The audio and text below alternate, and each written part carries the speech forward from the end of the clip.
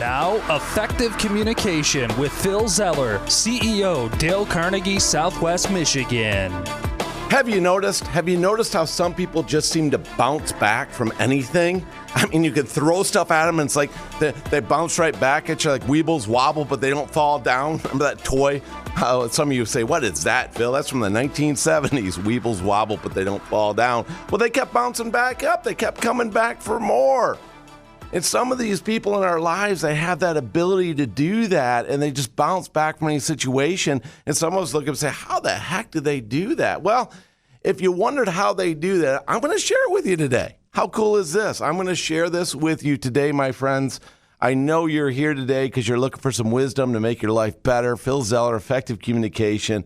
And life has taught me through experience to experience other experiences that have helped me to help you to figure this out. Now, some of these experiences I didn't ask for. I got to be honest with you. I didn't ask for them, just like some of the experiences you didn't ask for and you were thrown into.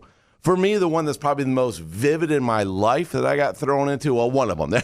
There are multiple. If you listen to the show, I got a million of them, right? But I'm going to give you one that was really vivid for me because it was prolonged. It drug out for months on end. And that's when I found myself homeless. And that's when I found myself without a place to live and not a bed and not a place to go home to. And it was in my teenage years, you know, and those teenage years are the formative years when you're trying to figure everything out. And you just can't seem to wrap your head around it because everything is so complex.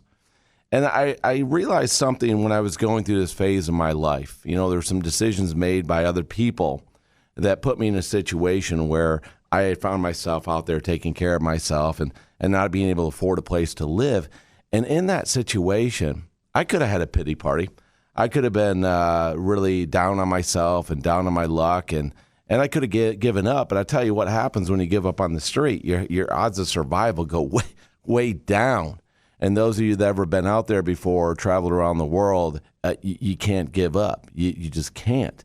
And so you realize that there's no time for a pity party for yourself. And at first you're really angry, you're really mad. You want to blame people for putting you in this situation that you didn't ask for as a kid. And then you start to think about it. Well, those people aren't around to listen to you. And if you go around, and I'm going to share with you firsthand, if you're angry and you're mad, people don't like to be around you. And now if you got to picture this, if now you're homeless and you're angry and you're mad, do you think anybody wants to be around you? I'm going to tell you firsthand, no, they don't.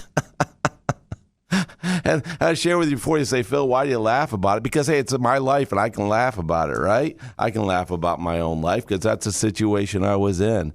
And so a lot of times you find tendencies, I shared this with you before, and I got to chuckle at things that happen to me in my life because if I don't, you know, I might get a little upset, I might get a little angry, I might get a little stressed, I might get a little worried, I might get a little depressed. But you know what? I'm not going to allow to do it because you know, this idea of being able to bounce back is all based on your ability to be resilient.